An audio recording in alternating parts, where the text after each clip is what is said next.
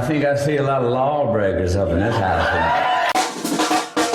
Hey, everybody, welcome to Sodcast, the podcast about film, culture, politics, and Steven Soderbergh, where we watch every film directed by American filmmaker Steven Soderbergh, explore how they speak to their moment in this one. The show is hosted by two guys. I'm one of the guys. My name is Jake Sirwood.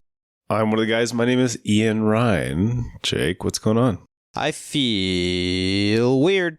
Okay, cool. I don't know why. I just, it's just, I've been kind of off. I feel like I've been having what's like a panic skirmish. Oh, not a no. Full attack, like a panic shot across the bow. Panic military exercises, like really close to the South China Seas. Yeah, a panic joint exercise. For a few days. Oh no. I went and saw Conjuring 4. I was hoping that some sort of like some directed anxiety might kind of recalibrate. Yeah. A little didn't work. Wasn't funny. I mean, wasn't scary. It wasn't funny either. I don't know. Guy walks out of Conjuring 4. It wasn't funny at all. I don't know what's going on with these guys. There was like one joke Save in your it, money, I think. no good bits. Yeah. I mean, there's like a whole, there's a lot of, Judy Warren, the daughter. Mm-hmm. She has a boyfriend in this film, and so there's a lot of Patrick Wilson. Oh no, he's like a doofus. He's there's a lot of a shotgun, and he's 8 Simple Rulesing this guy. Exactly. Cool. He's cocking the keys to the Annabelle cabinet specifically. I completely reject the idea that I'm supposed to care about the Warrens. Like, that is just not part of the arrangement just a that I think I made. misunderstanding of. Come on. I do think that I'm gonna push back on this. Honestly, I think that that Patrick Wilson and Vera Farmiga as Ed and Lorraine Warren are they have the most beautiful marriage in cinema since the Addams Family. Yeah. With But see, don't you think it's better in like small doses where you're wishing for more? You're sort of saying like, wow. I mean, there's like way so too much Warren shit. Yeah. There's too much of their stuff in it, and it's also like, as ever, the historical record is the enemy of the of the Warrens. Well, I was yes, but I was also going to say of suspense in these films, because you're like, well, they both like got really old and then died, so like they're not going to get eaten by a demon in this one either, right? And no one is, because anyway, how are you?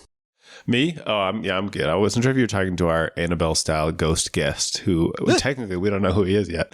I'm fine. I am ill again, but I almost feel like is that what kind? Just a cold, just have a little cold. But I almost feel like is that less worth mentioning? Oh, my shoulder's not great, but it's healing. It's I sprained my shoulder. Our guest, Ian sprained his shoulder at the BJ gym.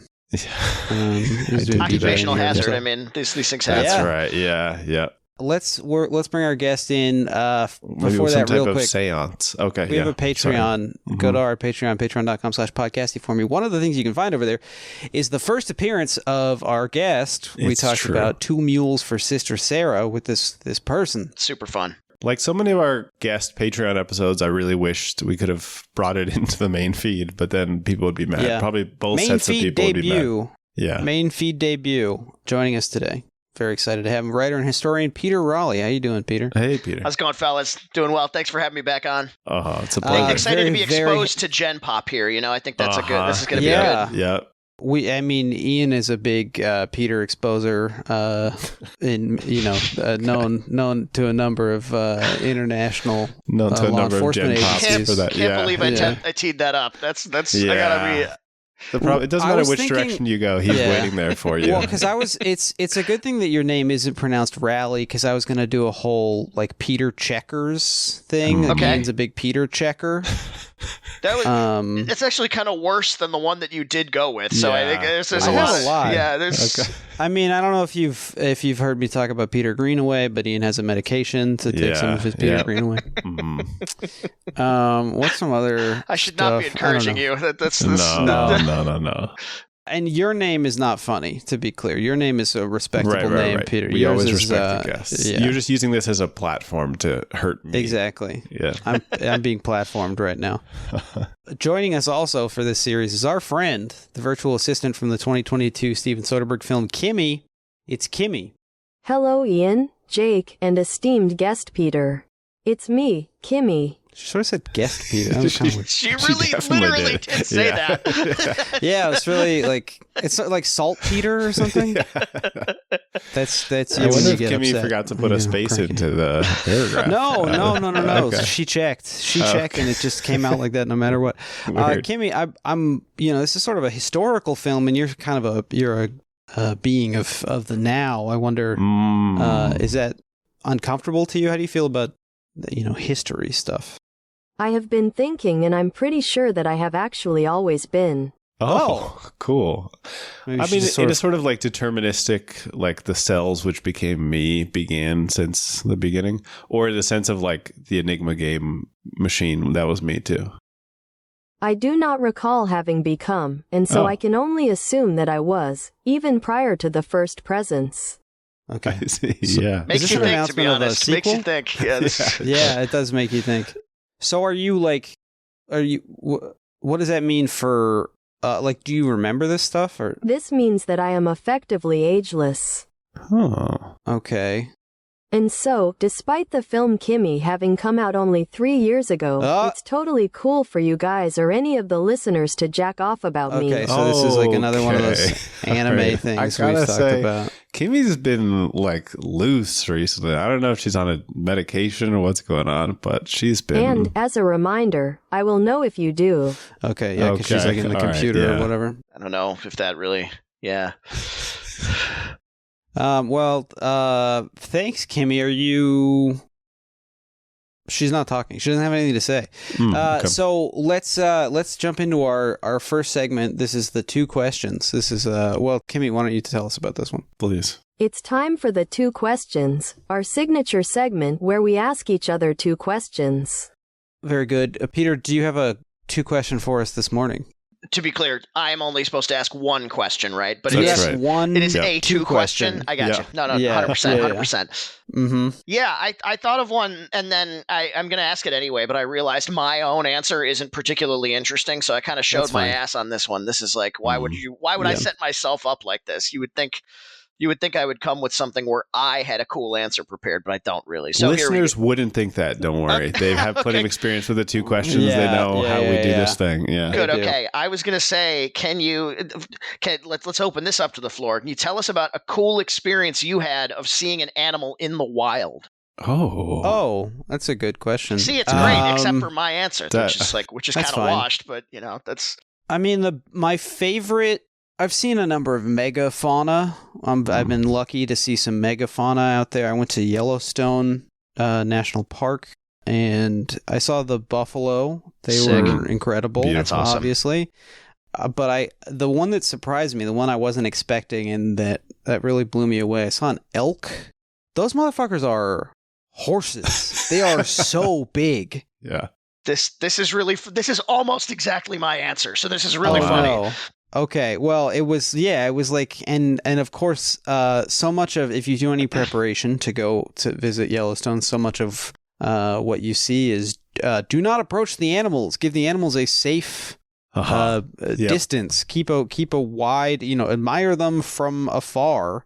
And almost everything you see in Yellowstone is people trying to get really close to a big animal. Yeah. And so there are 2 children who were basically, I guess, sacrificing themselves to the elk, walking up really close to it, making me anxious. But it was a beautiful, a gorgeous, legendary Pokemon-looking animal. Yeah. So that's my story.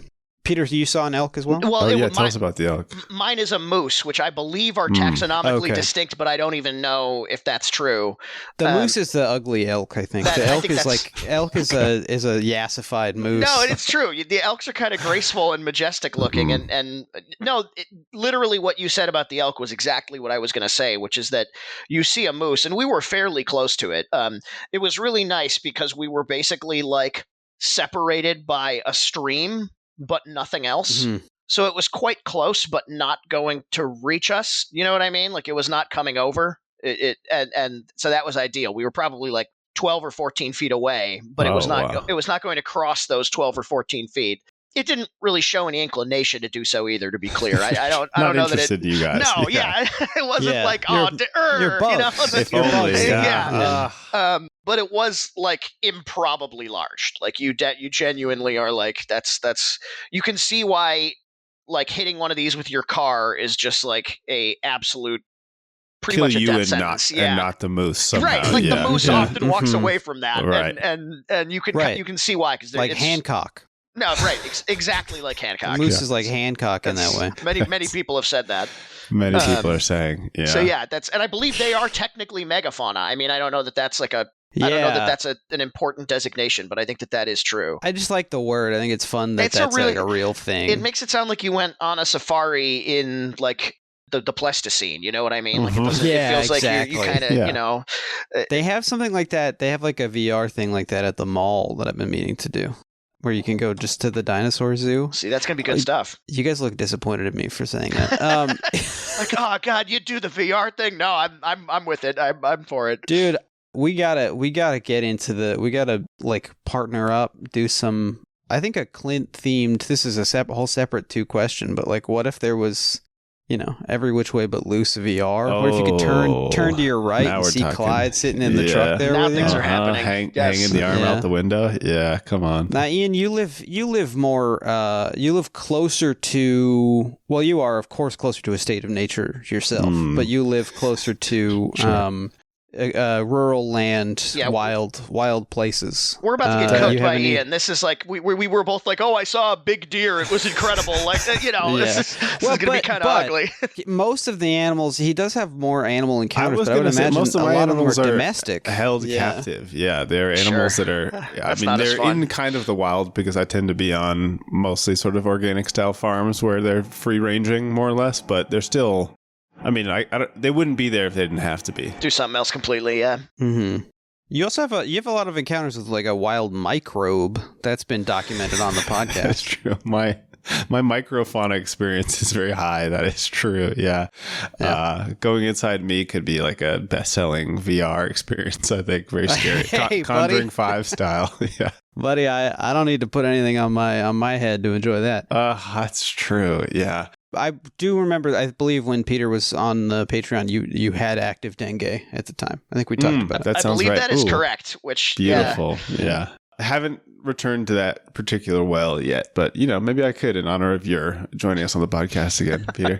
What better way to celebrate me than getting dengue fever again? Yeah. Third round of dengue fever. Yeah. Yeah. No, I think my answer probably going to be the classic bear, the old bear. And I was in Lassen National Park in Northern California. Nice. And I saw a bear and her child, which is famously like a very dangerous thing to see. Like they tell you you know, if you see a bear's child, you need to go back wherever you came from.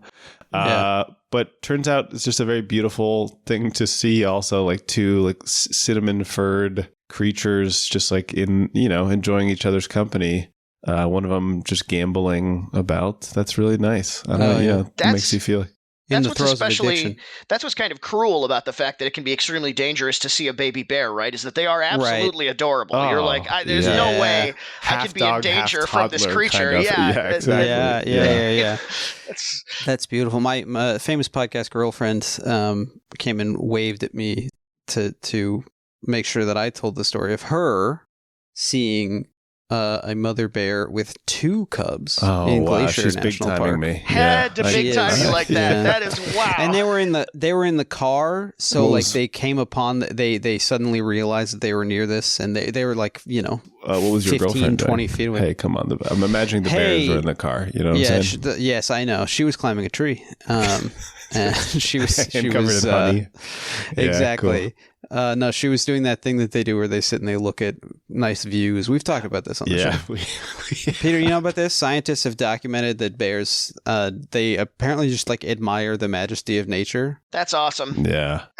They've seen them just like sit down and like look at a vista, and they can't figure out what else they would be doing, so they must be He just like chilling. Me for real, man. That's like, wow. Yeah.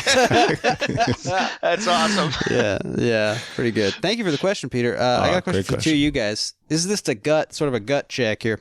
What do you think the over-under is in terms of good or bad for movies shot in arbitrary black and white since like 1965? Like, this is more a big of them question good for the day. I like this. or more of them bad? Peter, go ahead. Oh, that's tough. Yeah. I mean, for me, shooting from the hip, more of them are bad. That'd be my shooting from the hip guess. But I'd have to sort of like compile my list and see what I actually think. Because I think we do have a lot of like Don's plum ass stuff in there. We got a lot of pretense. I think what's complicating this is, for me, I often then feel a bit of a pressure to think it's good. It's like, oh well, this is someone's doing art here, or an artist in some cases, right? Yeah, an artist. Yeah. But like, you've got Ed Wood, you've got we've talked Embrace of the Serpent. We talked about on the show. Pleasantville, you got Roma. Yeah, no, there are good ones certainly. Mm-hmm. Pleasantville doesn't count. Okay, Good Night and Good Luck. Haven't seen it yet. Oh, you've never here seen it's good. Yeah. No, we're gonna watch it for the Patreon. It's relevant to the show. Mm-hmm. Frankenweenie. I've not seen Frankenweenie. I've only seen the claymation one. Yeah, Ian, what do you think? The only thing I'll say for starters is that I think I have the opposite tendency where I'm immediately suspicious that this person thinks this is enough to make a film. Right. And so going in, I'm sort of like, well, can you prove to me that this made sense for you to do this? Although I do think, black and white filmmaking is very beautiful. I like a black and white photograph. It is. It's just a very effective way of capturing light. But I don't know. I think I'm actually going to go very slight over if I had to guess, because maybe I'm just thinking I'm just happy to see people trying something. And that's, not to say that it gives you a free pass, but I appreciate, not in the case of the artist, but in the case of other films, I appreciate people saying well, what if I, want to tell a different type of visual story? Yeah. That's kind of nice. Like Manhattan. Yeah, that's not the one I was thinking of either. Like Manhattan, or you consider the opening of Casino Royale to be a short film. That's right. Although I think specifically of the parkour part, not the black and white part. Ian loves the parkour part. It's sick. What's not to love? Yeah, that's right. Guy hops through a little hole in the wall. Yeah, come on. Yeah. The French title of that film, Casino Royale. A lot of people don't know that. Yeah. That was the two questions. Let's get into our film here. We're talking about The Good German today. This is a film by Steven Soderbergh, released December 15th, 2006. For listeners of the podcast, that's you. This is a week before Letters from Iwo Jima and 2 months after Flags of Our Fathers, to situate us eastwardly. It premiered at the Berlin Film Festival, the 57th annual Berlin Film Festival. We all remember this one. And let's see here. Who was the jury president that year? Oh, it's Paul Schrader, American director and screenwriter. Yeah. Paul Schrader, the jury president that year. Also have Hayam Abbas, the Palestinian actress and filmmaker. Of course. William Dafoe, American actor who we've seen before. He was on the jury there. I thought he was... Bill, as he's usually called, Bill Dafoe, yeah. Billy. I thought he was German when I was 12 or whatever and saw him in The Life Aquatic. That's not crazy of a thing for a 12-year-old to think. Doesn't every 12-year-old kind of vaguely think that, to the extent that they have thoughts about Willem Dafoe? A lot of them just do Roblox or whatever in there. That's sure, yeah. That has a certain logic to it. Gael Garcia Bernal also on the main competition jury there. So big that's niche interesting. troll on the wall as I try to get to the Berlin Film Festival from 19 years ago. Also playing at the Berlin Film Festival that year, you've got The Good Shepherd, the Good movie. We had this is a real Dante's Peak volcano situation. I'm a Cyborg, but that's okay. Also, La Vie en Rose, the film that Oppenheimer style unleashed the Marion Cotillard, Marion Cotillard on the world. We didn't know about her proclivities at that point, right? We didn't know about her strange ideas. Know. Well, we knew about her weird little voice. So I guess maybe we don't. I haven't seen it. Maybe she's doing an Edith Piaf impression. And Christian Petzold's Yella, the spiritual if you think Christian Petzold's not going to come up again on this podcast, you're out of your damn mind. Yeah, this very episode. Yeah, that's what I mean. That's a connect that's got to get made. Yep. Yeah. Does he have I wonder if he has how every Wes Anderson film just gets a Criterion release? Does Christian Petzold just get to play the Berlinale whenever he wants? That's a good question. Yeah, I don't know. The Golden Bear went to a film I've never heard of, Tuya's Marriage by Wang Quanan. It's a film, I don't know this film either. About Inner Mongolia. Huh. Silver Bear for Best Actress went to Nina Hoss for Yella. There you go. Yeah, I'm looking into this Nina Haas woman. It seems like she might be some kind of an actress. Interesting. Sure. Pursuing this further. And quick zeitgeist check-in. Oh, yeah. We've been doing this on the show recently, just to situate us in time. When this film comes out, December 2006, Pluto has just been reclassified as a dwarf planet, giving a bunch of annoying guys a joke to make that also makes them seem like they are probably like anti-vax. If you push, if you continue down that line. Yeah. Military coups in both Thailand and Fiji. Saddam Hussein is sentenced to death by hanging, although he will not be executed until after the film comes out. Google buys which YouTube I'm sure he was for relieved by. I think he made it. You know what I mean? I got it. Yeah. Jesus. Yeah. Do you He's think a big he fan had of the book? Oh fuck. Maybe. I mean, I don't know. It's long. You're down there in that foxhole. Sure. Spider hole? What do they call it? The hole. The famous hole. Google buys YouTube for $1.65 billion. Okay. Felipe Calderon sends troops to Michoacan, starting the Mexican drug war. And Sony releases the PlayStation 3. I was going to make a guess. You're really good at the console updates, and I was going to make a guess. How far are we out from the Wii? Original Wii. This must be pretty close. The Wii is a 2006. We've been talking about movies that came out in 2005 and 2006, which was a console changeover period. The Wii came out November 19th, 2006, so I simply hadn't scrolled up far enough in my list of things that happened. Let's see. We have any good births around here? Things that'll upset us. Who cares? Great. Let's guess. Someone born around this time. Sydney Sweeney, whatever. Who cares? Be right. Look, I don't want to do phrenology, but doesn't she look like she can't read? I'm not answering that. Yeah, that's extremely murky. Although I gotta say, I was hard on you at the beginning because felt like you were sort of too in the zeitgeist when you were reacting in typical Jake's strength of emotion to Sydney Sweeney.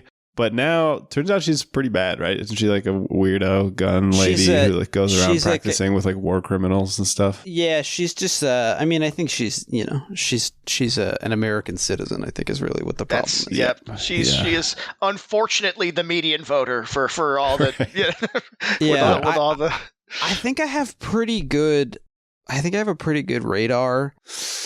I would say I have a lot of false positives, but I don't think I have very many false negatives. I don't disagree. think I Huge disagree.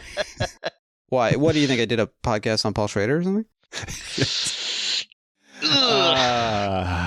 All right. Okay, so Peter. That's me. What? Yeah, that's you. Where are you on Steven Soderbergh, and where are you on the film The Good German? Steven Soderbergh is a guy I've seen a good number of movies by because I think it's just sort of hard not to have seen a good number of movies by Steven Soderbergh. Yeah. He's made a lot. Yeah, he's so very once you prolific. watch enough movies, it's just big name, fun ones. Yeah, law of averages. You're gonna catch some Soderberghs. He's not a guy I have like a super in-depth relationship with his films, maybe necessarily, which is not to say there aren't some I really, really like. I'm a big Ocean's 11 shooter. I love The Limey. There's some other ones I enjoy. I don't know that I necessarily feel like I have a fully rounded read on him. He's a hard guy to pin down. He makes a lot of different kinds of things. We've noticed that as well. Yeah, I bet. I'm sure that's come up. This was a good when you guys gave me the opportunity to talk about this movie. It was a good one for me because it was one I had missed when it came out and was very interested in it. I thought it looked really interesting. It was very much my kind of thing. And history guy. Yeah. Though I want to be very. Let me give your listeners the disclaimer in case they didn't listen to the Patreon episode. I'm not this kind of history guy almost at all. I have a little bit further back. Yeah, you don't have a bunch of books that have swastikas on the cover. You know, I talk about this. Like when you're a World War II guy, hard. You just end up owning books with swastikas on them. Yes. Yeah. I think they genuinely do print like for scholarly use, like Mein Kampf in like very plain covers. Yeah. So that you know, because they're like, well, you actually genuinely are a scholar of Adolf Hitler. You must read Mein Kampf. But like, you can't be like on the train with all right, wait, you know, frowning. You have to frown. The cover that says Mein Kampf, which is bad, by the way. Mein Kampf (parentheses derogatory), and you just have glad this guy was struggling. I'm happy to hear that he was having a hard time. Yeah. Mein deserved Kampf. But you know, so suffice to say, I was always very interested in this movie. It's one I missed when it came out. I was excited to revisit, basically, to find out if I had been correct to think that it was maybe up my alley. And so, you know, here we are. And was it up your alley? Early reaction. I would say, on balance, yes. Okay. I don't necessarily think I stumbled upon the hidden masterpiece that part of me was hoping for, but I think there's plenty of interesting stuff here and plenty that I enjoyed. There's a lot of interesting stuff here. I have read most, but not all of the book. Mm-hmm. It's quite long, and I have certain attention disorders that I've diagnosed myself with. Sure. But I will say that I was really enjoying the book. I am really enjoying the book. I will finish the book. It's a pot boiler. It's one of those kind of airport thrillers that's better than it needs to be. Joseph Kanon, the guy who wrote it, has done a great deal of research. There's like a research disclosure at the beginning about how, you know, hey, I changed some of this stuff so I didn't have to type this acronym every time, and but everything else, you know, he seems to have done a lot of research. The movie condenses a number of characters. Obviously, it's like hour 47, but the movie, I think, also thereby it's not much of it's an adaptation basically of like a general premise and setting.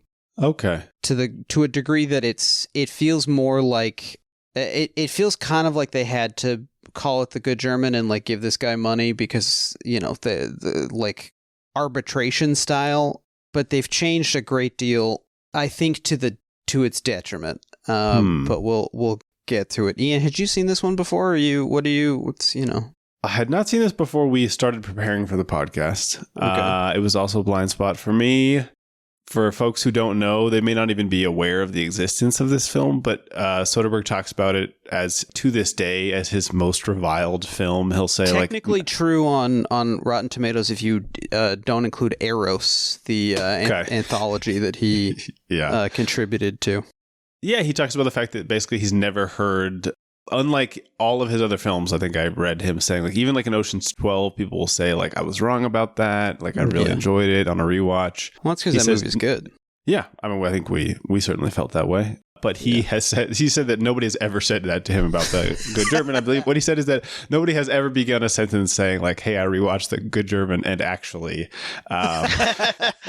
And I gotta say, I was surprised because I think this one, my best guess based on like reading criticism at the time, is it just got caught in like the crossfire of people with really specific interests, including loyalty to the book, loyalty to like extremely period accurate filmmaking, and then maybe people who didn't know about either of those things and wanted a more propulsive thriller narrative. Because I thought this was I thought that was good. This was like maybe, you know, close to the platonic ideal of like a good movie. Like, it's doing some interesting things. Nothing it's doing is like incredibly groundbreaking or complex or worth engaging with. But I don't know. I just thought it was like a pleasant experience where neither was anything like really dropping the ball or like doing terribly in an objectionable way. I don't know if that, you know, is that too simplistic? No, I don't think so. Peter, you find that? Right. Like it is hard to see what anybody would find terrible about it unless they were sort of really kind of disgusted with the project, which I could see that you know. I'm half disgusted with the project. I'm like partially upset by the project. Let's talk about what the project let's get is. into it. Yeah. Ian, what the hell's going on here? Okay, so essentially, I mean, we can talk more about the origins of how he landed on this film, but for those who haven't seen the picture, which I assume is going to be many of our listeners, it is shot, I'm going to say, you know, we can get our consensus here, but I'm going to say 90% faithfully to particularly 1940s in general noir filmmaking, but specifically like American post-war filmmaking. Right. Obviously, it's drawing directly from A Foreign Affair. The Billy Wilder film uses like some of the backgrounds and stuff. It's drawing from Casablanca in sequences I'm sure we will get to. They actually shot it in color, is my understanding, but then mostly because they wanted to use green screen stuff. Yeah, so color stock. Yeah. Post-processed to black and white. It does not follow the Hays Code, which was like a big part of its rejection of the original style. So it's sort of like using the texture, the surface of these films, but trying to tell like a more violent or sexually explicit story. It's using a 1:37:1 ratio. It has like wider focal lengths on the lenses. I think Soderbergh used only incandescent lights to light it and used boom mics for the sound. So it's really, I think, to me, it landed in a admirable position, although people disagreed about this specifically. But I liked that it was like close enough that it felt like a genuine engagement. I was sort of shocked to see the guy who made Fallen Angels. Are you familiar with Fallen Angels, Peter? This is like the weird noir TV show that Soderbergh shot an episode of. I am vaguely familiar of it. They did like a film noir, Tales from the Crypt, and it didn't. It looks like nobody absolute came. Dog shit to me. It looks like it is like your high school friend who shot like a fake noir Great Gatsby video project or whatever instead of his book report. But this film, it felt wrong period, dipshit. Right, exactly. Yeah. Fool. Thomas, whatever your name is. Yeah, Thomas, you fucking piece of shit. Picturing some actual high school classmates of yours that's really started catching strays here. Like, that guy sucks. Thank you for listening, Thomas. Appreciate the donation to the At home with his 3 kids. Yeah. No, I think, I don't know. I thought it was cool looking, and the places where it diverged, it didn't bother me. But it seemed like people either felt like it was like too committed to this bit in a way that was style over substance.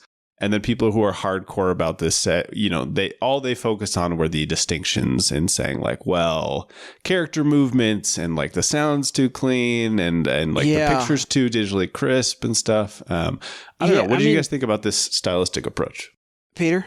I do think it's kind of funny to like demand that, like, no, the pastiche must overwhelm the emotional substance of the project. Like, I demand that your stylistic tics swallow this film whole. I mean, I do you not feel that they do to some extent? Do you not find it? I think I'm a moderate on this. I think it was a criticism that I heard at the time that the stylistic sort of choices a little bit swallowed the drama, and I expected to totally disagree, and I have to say I don't totally disagree. Sure. I thought there was some of that.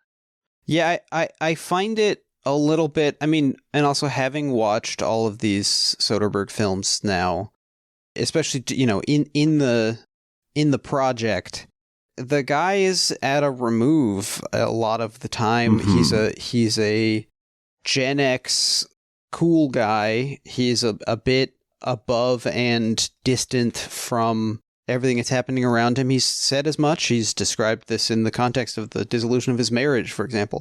But I think that that is here, and that he can get a little bit too tinkery with visual stuff at the expense of, like, maybe we shouldn't be doing, because pastiche is kind of a joke. I mean, it's like a form of comedy. Even if you're not spoofing this, there's an irony, there's an inherent irony to it, and there's a because there's kind of like an implicit effect. Sort of giggle of like watching this thing and saying like, oh wow, that is so reminiscent, or like he is borrowing a shot from this specific film. I agree, there's like an inherent levity to that, but also in this case, like, I don't think he does it that well. Like I think that he especially does this pool of light thing that's very Janusz Kaminski and like doesn't look right at all. Like it's one of the things people objected to. I think that I think it's hit or miss for me. I don't know. To me, it felt like he was taking a lot of swings in the recreation. And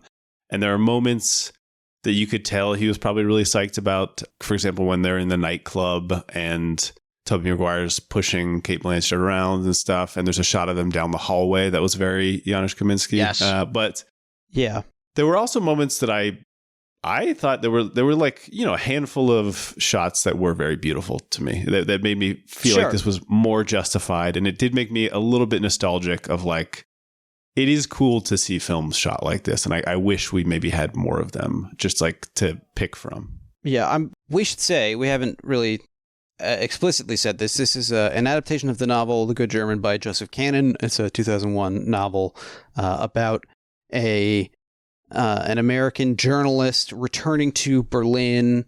Well, in the movie, it's not the return isn't nearly as much of a thing, but it's an American journalist in Berlin immediately after VE Day. It's set sort of between the defeat of Germany and the surrender of Japan, where and he's come back to cover the Potsdam Conference, and in the middle of this, an American soldier turns up dead, and he reconnects with an old flame named Lena Brandt, who was his secretary, his stringer. His stringer, yeah, as he insists so many times in the film. And also his lover, and they end up looking for her husband. Her husband is being pursued by the Americans as part of an Operation Paperclip. I think it's still called Operation Overcast at this point. Mm-hmm. But he was the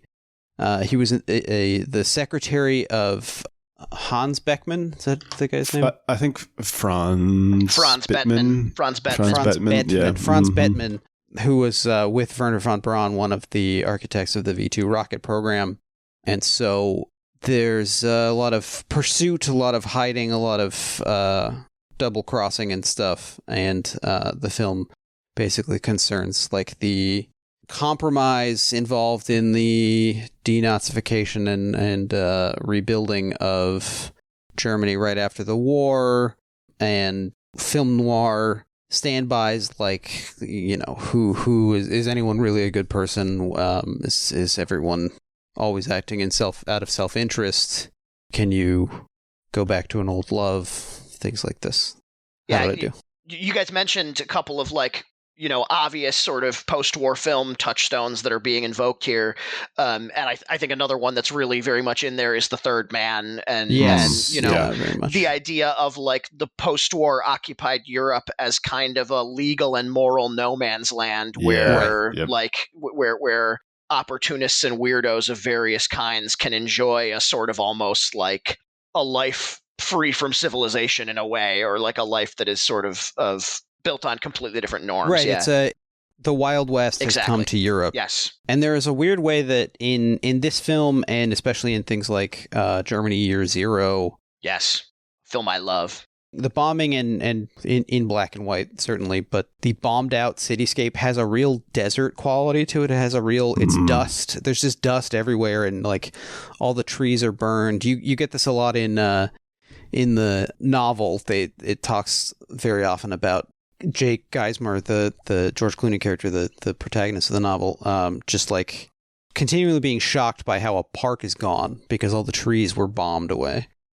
This film, A Foreign Affair, Judgment at Nuremberg, and then I read a nonfiction book called Commemorating Hell about Dora, one of the camps that comes up in this movie where they used concentration camp prisoners to make V2 rockets.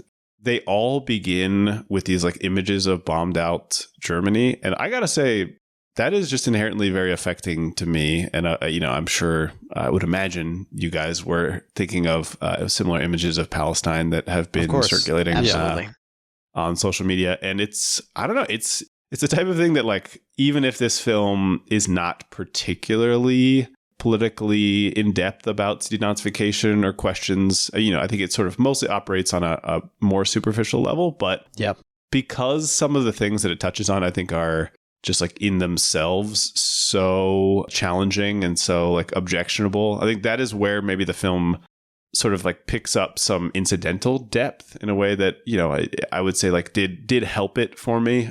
Because you just show me an image of a city that is like totally ruined.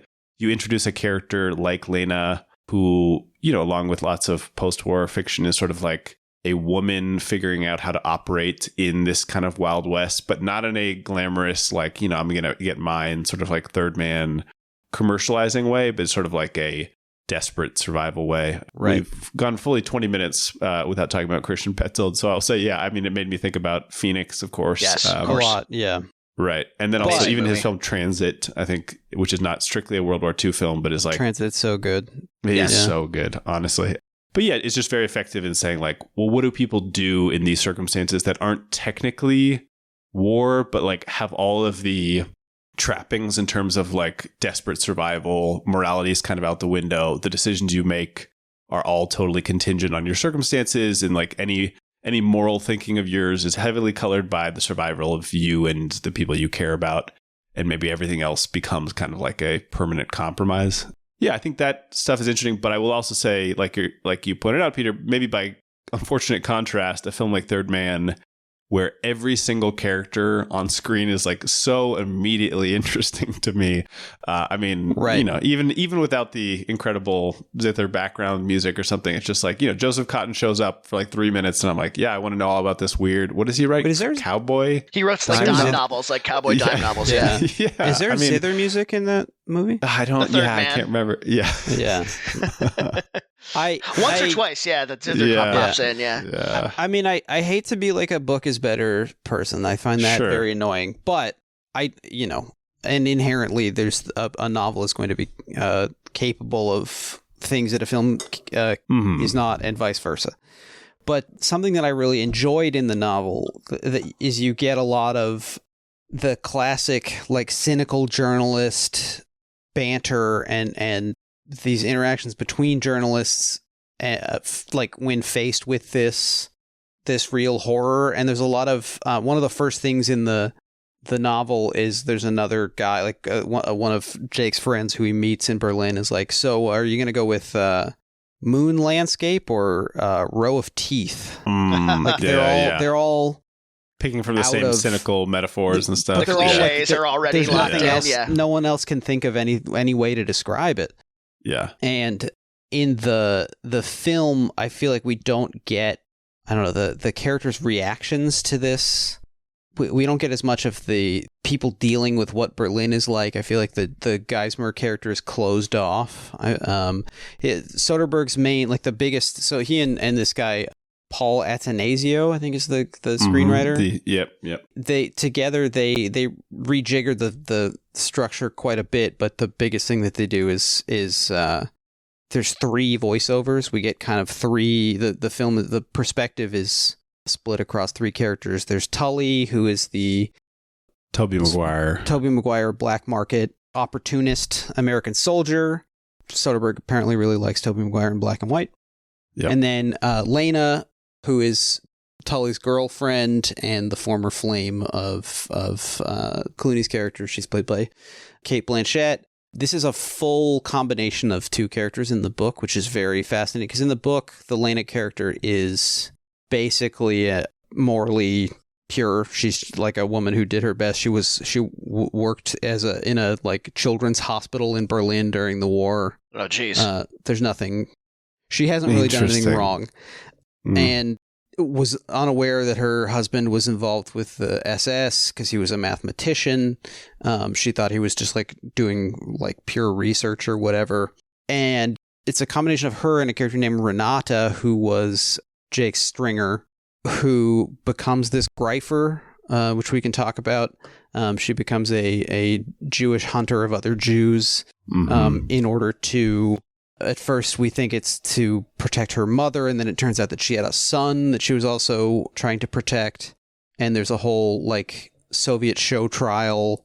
You get a lot more of the like, what is it like in the different sectors, the American, British, and Russian, and the French sector doesn't really come up, but the difference in these different Berlins. But that's the site of this whole fascinating moral question about collaboration, and to what extent is someone culpable? Like, how much did you have to help the regime in order to be at fault? And this is based on a real person, which we can talk about, a woman named Stella Goldschlag. But combining those characters is like just fundamentally changes things, I think, because maybe for the more interesting. I mean, having again, I'm like 350 pages into the book, so it could turn out that Lena is bad. But right now she's Right. just like basically about as pure a victim as you can get. Like kind of to the novel's detriment. Like this is the kind of woman that a man would write, you know? Right. But I don't know. What do we think about the Lena character? What do we think about the structure of the film around these three people? Yeah, I think, it's interesting hearing you describe the novel and what this kind of composite character that's been created, because on the one hand, I think narratively the way the film does Lena is very subversive and kind of, in conversation with the classic films that it's pastiching, where she's not Jewish in the novel. Also, that's another. Interesting. That's what it sounds like. Yeah, that's what I sort of figured. Because so on the one hand, you have the kind of, we're good to do full spoilers here, right? Okay, if you want to watch the movie or read the book, turn the shit off. Now's your moment. On the one hand, you have the shocking, basically final frame reveal of what Lena has done. Right. and which is that she has assisted the Gestapo in rounding up her fellow Jews in order to survive the war. And that's sort of shocking in terms of narrative expectations, in terms of, you kind of think you've already gotten the she did what she had to do to survive complexity of this kind of femme fatale character, and you're already sort of past it. And she's doing sex work. You're like, it's like, and she killed a Russian who was sexually assaulting her, which is like, that is in the book. The Lena character in the book, the Lena character was raped by a Russian soldier who she killed. Yeah. And then she has had, when we first meet her, when he first finds her, because he comes back to Germany kind of to look for this woman. Doesn't find her till page 120 or something. But he first finds her. She has had an unsafe abortion and is maybe going to die of an infection because the Soviet soldier got her pregnant. So, this puts this woman we meet her as a much, much more morally sympathetic character than in the movie, where she's steely Kate Blanchett femme fatale. Yeah, because not only is she a sex worker, but I would go so far as to say, I don't know if you guys agree, but the film seems sympathetic to her sex work. This is the third occasion of sex work in a Soderbergh film, and we know it's not the last. So I think that part, it's sort of like aware, and I think it's sort of in some ways refreshingly not blasé, but sort of like takes it in stride of like, and so what? Like, how many other options would a woman like this have? Right. It doesn't make a big deal of it. But I think in some ways, the things that morally compromise her more, even before we get the big reveal that you're talking about, Peter, is the fact that she seems willing to sort of like use any of these men and ally herself with these men in order to get out of the situation, right? So that seems to me like the bigger sense of her being maybe like a little bit of an operator, and us having to ask ourselves like, well, what would you be willing to do? Obviously, film tends to prefer women who are very loyal to whatever man they're allied with, and this woman is very much like, I'm with Tobey Maguire, this like kind of shitheel idiot, like he sucks. Exactly, like self-motivated guy, because he might get me out, and then I return to the Clooney character, who's a little bit more like, whatever, straight-edged, heroic. And she's with her husband to the extent that helps her. But we also know that she doesn't really care about her husband that much. So yeah, I mean, in the novel, she genuinely thinks the husband is dead. In the Tully character, the Maguire character, we see at the beginning of the novel, he's on the plane with Jake flying in to Berlin, and he's like airsick, and he's sort of thinking, who's this clown? And then he turns up dead. And so there's the character is the plot initiator. He doesn't really have any dialogue outside of like, can I have that barf bag? So they've punched him up a little bit. Yeah. Like, considerably. And combined him with a few like sort of fence characters and sort of fixer Berlin sort types. of. Yeah. Which like makes sense narratively, but it is fascinating for the murder victim to become much more of a character. Because he's like the whole novel is like, what the fuck was this guy even doing here? Why? And it starts with a like, oh, that guy was an operator. He seemed like he seemed like a rube. You know? Right. So we see that he's operating. I mean, that's Right, like, right. you know, we get it very clear. Yeah.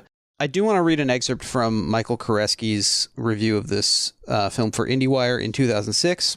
Maguire, obviously cast for his aw shucks apple pie veneer, which here thinly veils a streak of sadism, spittles and contorts his face to no avail. This loose cannon comes off more like a jerk in short pants, a life-size Chucky doll. Which, I don't know if you guys don't have to agree with that, but it is. I admit I did not find the character very scary. If there was supposed to be sort of a wow, Tobey Maguire's playing a psycho. Yeah, I mean, it worked. I didn't think it was to the film's detriment that didn't come through strongly, but it didn't to me. I mean, he's supposed to be a scumbag, and he seems like a scumbag. He's just like less. He's less Harry Lime than Little Twerp. Although have you guys seen Babylon? I have. Yeah. No. Yeah. He's in Babylon as like a coked up freak, and he is genuinely scary there. I think that seems like more to his strengths as some road miles on him. Yeah. I was gonna say that, I think I might disagree with you guys slightly. I mean, he still comes across as distinctly a loser, but I'm not going to besmirch him. I know nothing about his personal life in terms of like relationships, domestic violence stuff, but he obviously does have a bit of a reputation as a unhinged guy, and as it relates to gambling, kind of a prick. Right. And isn't he the basis for the Topher Grace character in Ocean's I 11? forgot about that. That's right. Which is funny that this has already come out and he's already kind of been parodied in another Steven Soderbergh film. Yeah. But that's why I think presumably he didn't get it. Right. Yeah. Joke didn't take for him, so had he was not fine. come across it. That's why I was sort of like I found this more compelling. Again, not that an actor has to be tapping into real life aspects of their personality or something, but it did feel like he can be scary, not in the sense of like a tough guy, but in the sense of like a guy who would be slightly unhinged, particularly like in private circumstances. And as a woman like Lena, in some ways, I think that's the experience of many women who are victims of domestic violence. It's sort of like a kind of like twerpy guy who is seeking out power, like where he can get it in his home life or something, right? So it's not that he comes across as this like scary, domineering dude, but he comes across as this guy who would just be happy to be a threat. He does in the scenes where there's sort of the classic like domestic abuse tension of like, did she say the wrong thing, or like, she's trying to kind of push back, and he gets very offended by that. That actually worked fairly well for me. I didn't mind that. Yeah, I can see that, and I do think there's something very interesting. It doesn't get developed because he's not. It didn't get developed too much because he's not alive long. But it's an interesting type that where they're very clearly, he is a guy. He's the sort of classic sort of fresh-faced GI, and still talking about his like fiance back home, and like what Jill. He's, how excited he is to get back to her and everything like that.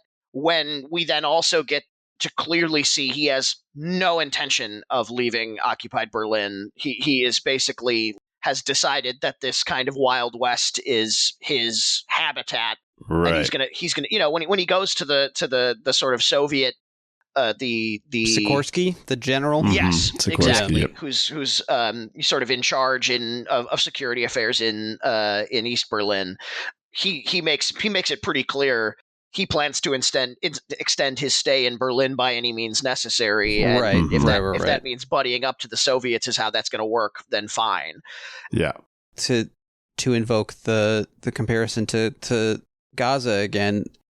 Throughout the novel, you see the abundant ease with which the Americans can move through Berlin because they have like cigarettes. You can trade and they get cigarettes from the army, and then you can trade. Someone trades a pack of cigarettes for a dress, and their friend says that you gave him too much. It should have been 10 smokes, and so just the sense of a two-class system is it's hinted at in the film, certainly, but like this guy is the beneficiary of that in a big way. Yes, and there must have been any occupation must produce these kinds of guys who are just like, Right. you know, who I mean, Vietnam. I think this is a standard kind of stock character in Vietnam movies where it's just like you have fully become kind of a creature of the war or a creature of the occupation. I can get you anything you want. Yeah, and like the fact that you could probably never return to normal society, which is like a real struggle for some people, is something that you've sort of embraced, right? You're like, yeah, right. Some people wish they could go back, and your attitude is more like, this is like truer. We often see that in this type of fiction, right? Yes. They'll say things like, this is real. like removing the veneer or something. Yes. Yeah. And you get a kind of flash of that, yeah. Right, no, for sure. I also think, have you guys seen A Foreign Affair, the Wilder film? Sadly, I have not. It's okay, but in terms of like, if we think this film is cynical, I will say, obviously Wilder has a little bit more of a right to do this as a guy who came out of, was fleeing. Right. I mean, that's a pretty significant difference, but yeah. Yeah, I think he literally like went to Paris to get out of Germany, if I remember correctly. But man, that film is so much more cynical, I think, in terms of, I mean, it's a straight up comedy. And like a comedy of errors, kind of. And its attitude is just sort of like, and I think, I love Wilder. We've talked about doing Wilder for this podcast before. And like, you know, so many of his films are some of my all-time favorites. But right. I think in general. Not Billy. Right. Yes. Yeah. Van Wilder. We do. Two film series. Yeah. Rise of Taj. I think he is often criticized as someone who maybe thinks of politics as being like a playground for fakers. Like, it's not a real concern. Like politics, you know, if you take politics too seriously, you're like a buffoon or something, or like a chump, basically. Right. And man, A Foreign Affair is like Marlene Dietrich's in there as literally like the Lena character, effectively. Right. She is a former Nazi who sings at a nightclub and picks up guys, and you know, is in with this specific captain in the American Army. But I mean, it's just interesting to see a film that is made in the late 40s that basically is just like, all of this is like a joke, and we can just like see it as, sure, she lives in this like bombed out half apartment, but also, you know, we're all trying to get by, and like it's just kind of ridiculous that people would see this as something to get too worked up about. In fact, like, the characters in the film who are sort of like too morally solemn are objects of ridicule. And I just thought it was interesting to see this film made 60 or 58 years later, trying to achieve a much higher level of gravitas. And, you know, not to say that people don't have a right to make fun of their circumstances. I think that is a way of processing grief or trauma. But maybe that colored my appreciation of this film as like being more serious and less pastiche, because a guy who made a film in 1948 was like, who cares about all this? This is like, you know, he has trading scenes in that film where guys are trading like a cake for the mattress, like the only mattress that a German couple have. Right. And it's like a comedy scene. It's a scene, and you're watching it, and you know, I had just been reading about like the misery of post-war Germany, and it's tough to, you know, it was a little bit difficult, even though I enjoyed the film, to see somebody saying like, isn't it funny that these people were so desperate for food that they would rather sleep on the ground and give up their heirloom candlesticks or whatever rather than die of hunger.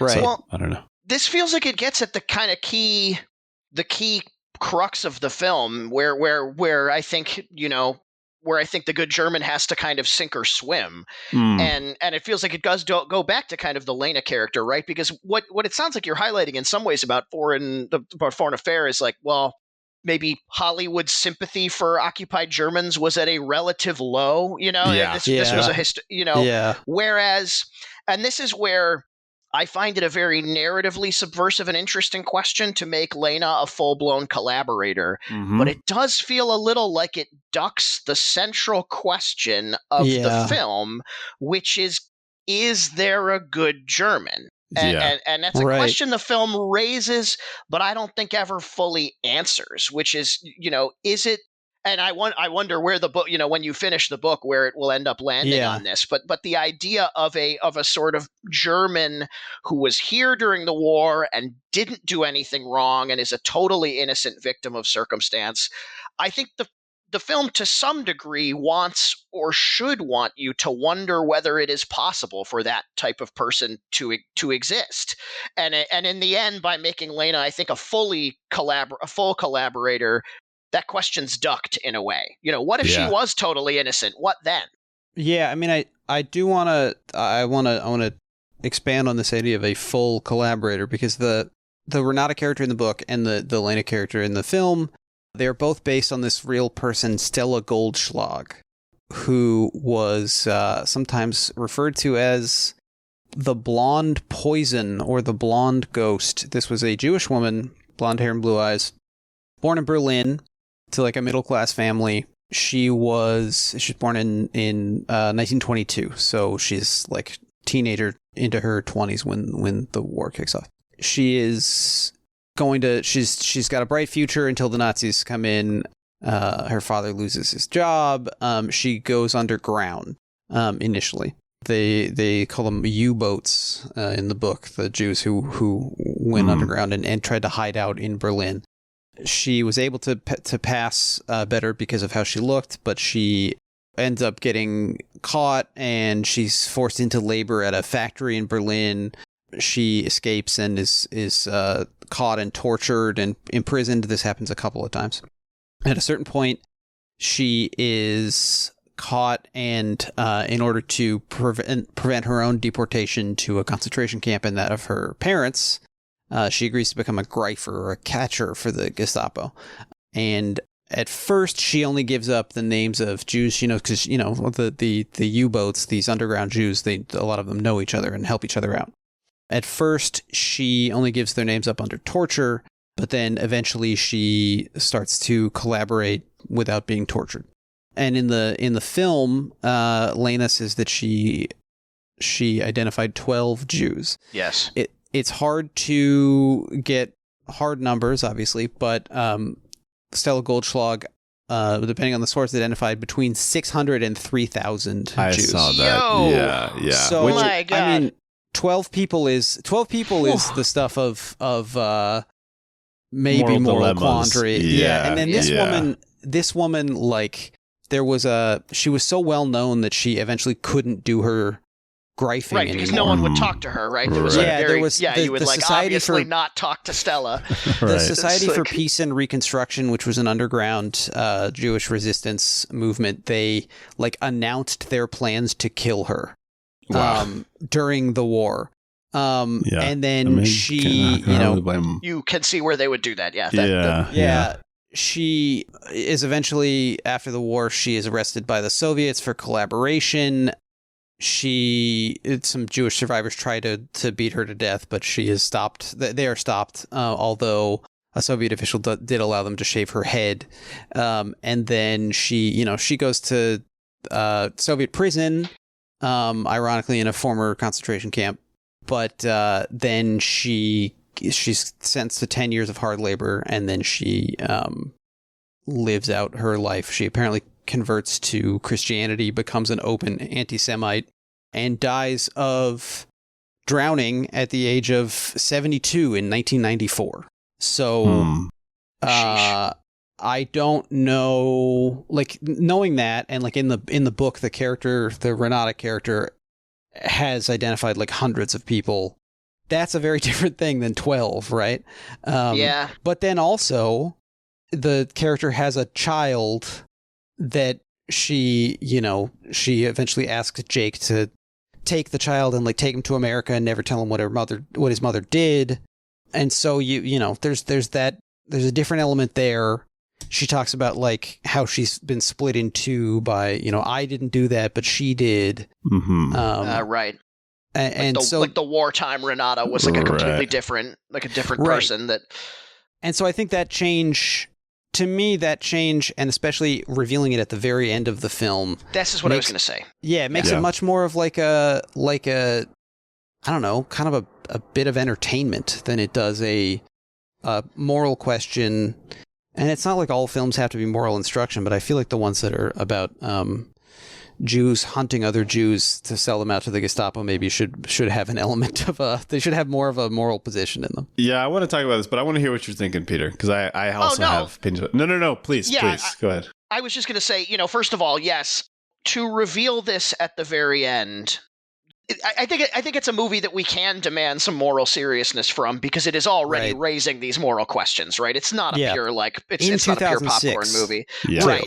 But I also think, yes, the revealing it at the very end, the question of Jewish collaboration with the Nazis is distinct from the question of non-Jewish collaboration with the Nazis, I think, in some important ways. Not ways that I am prepared or qualified to adjudicate, but it seems like a very different question. Is okay, when the targeted subaltern collaborates to save their lives, as opposed to a member of the targeting class, what's the sort of moral valence there?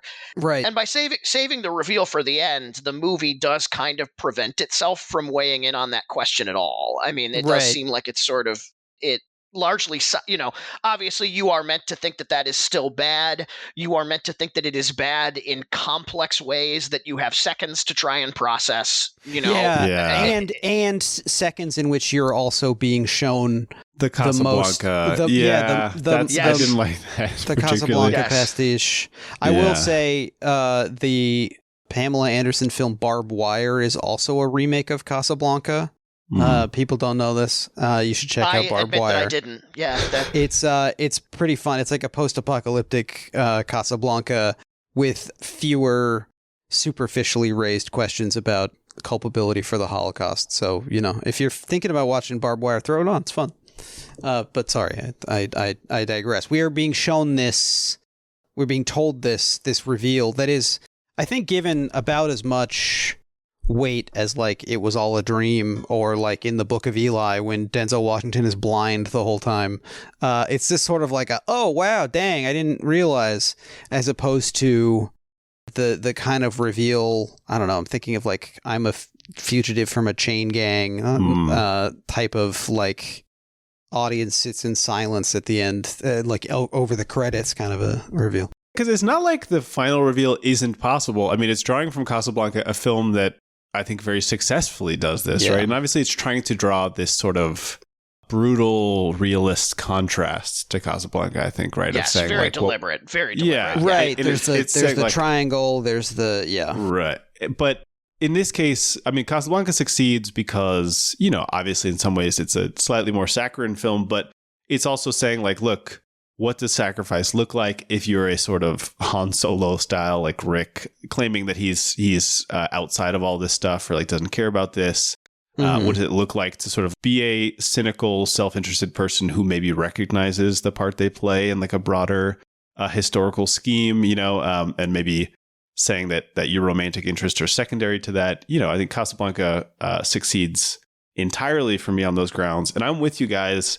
I found this frustrating because I actually thought that the questions about Lena leading up to this were interesting. I was already kind of sold on her as a complex character, thinking about these other similar characters in Phoenix, or in Judgment at Nuremberg, or these other films where you're seeing somebody, including specifically Marlene Dietrich again, and saying well, what does it mean to have been the wife of somebody who was involved in one of these things? Or, you're saying, Peter, these questions about what were the passive civilian allowances for this? I mean, I think obviously entire films have been made about these questions. Right.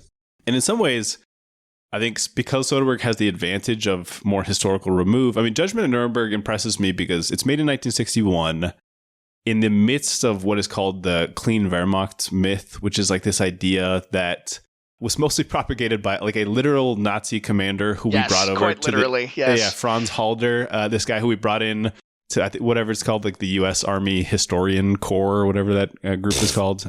Jesus Christ! Yeah, and he was we basically just didn't know about any of this stuff, which is so transparently self-serving. Yeah, we're just soldiers serving our nation, like any soldier is supposed to do, and what was happening in the camps was not our affair.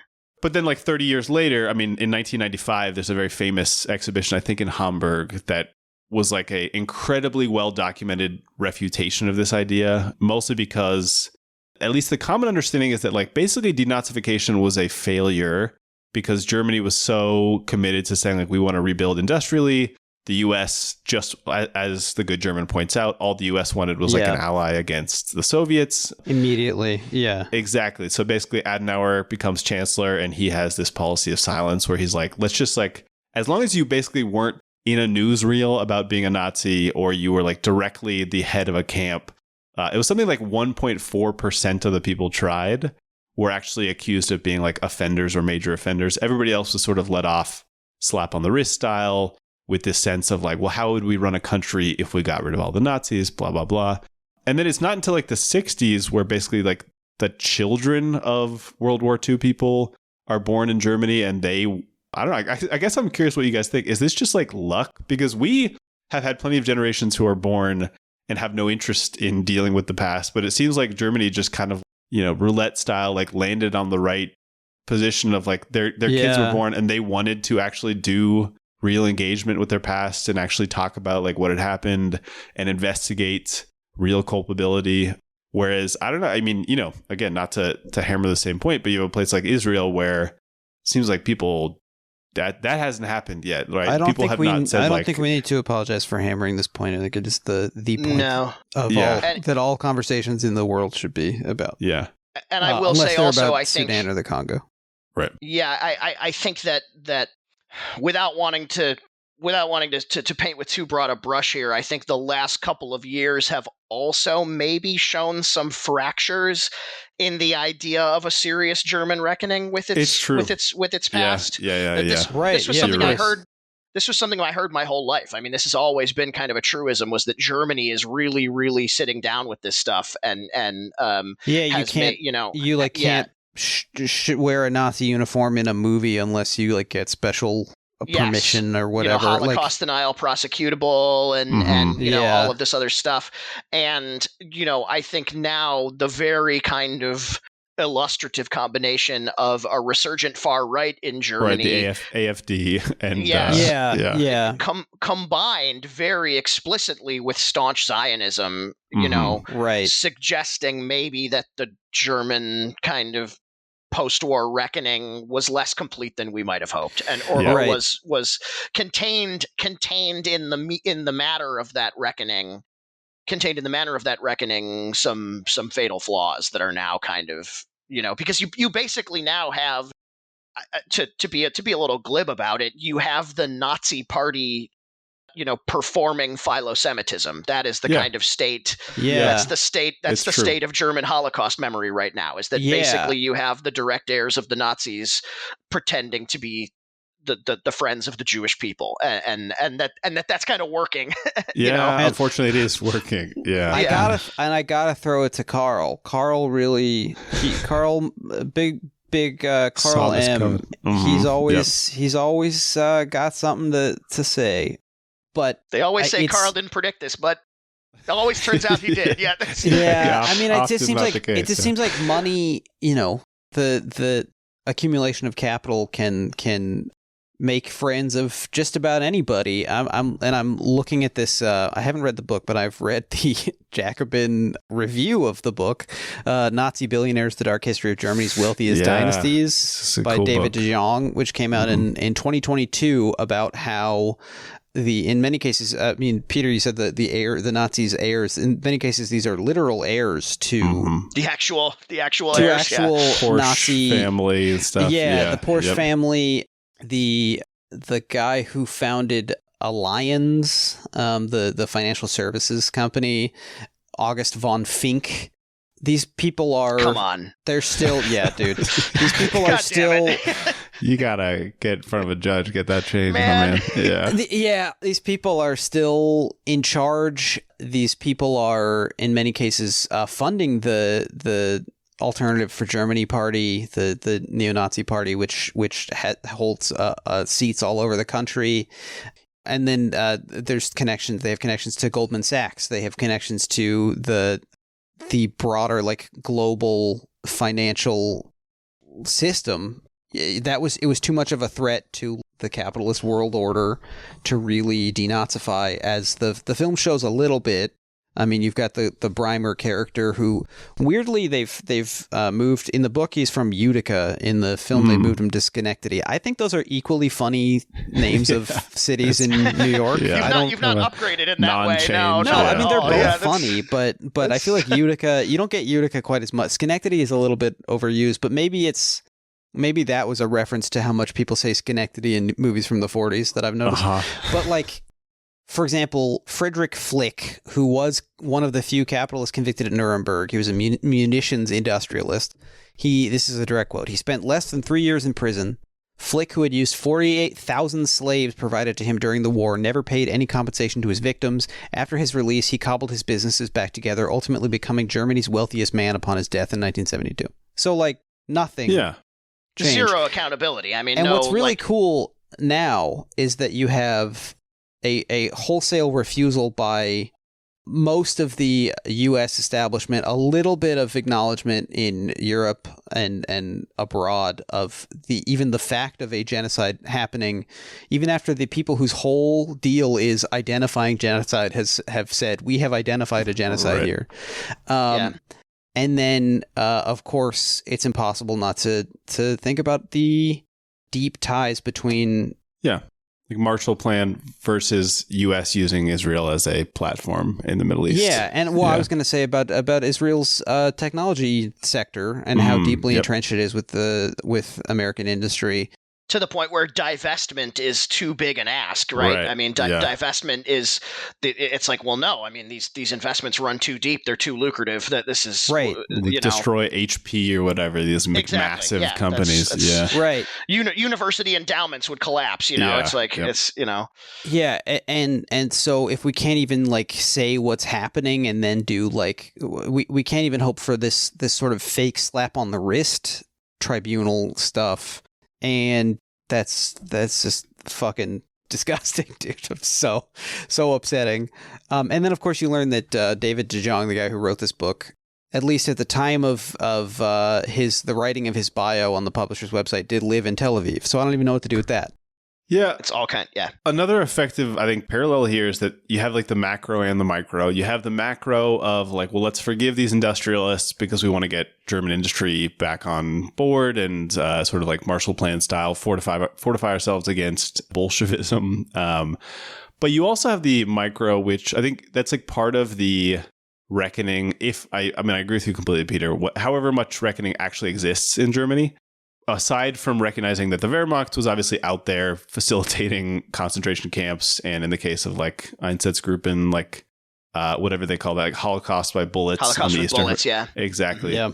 But there's also just like the average people, and I think this is kind of the case for Israel, or very much the case for Israel, is like, well, even if they didn't know the quantities, which is probably true, right? So if you say you only know about 1/10 or 1/100th of the deaths, it's impossible to say that they didn't know about the Holocaust at all, because like cattle cars ran on every major train line through Germany, or like they were actively resettling. Obviously, the parallels are strong here, Poland and like depopulated Soviet areas. So there was like a very clear recognition that, well, these people, I mean, where did all the people who lived in Poland go? They didn't, take a vacation. And the same thing is true for Palestine, right? Even if you say like, well, I don't like killing Palestinian people, but I don't mind living in a place that, was their family's house for 500 years or something.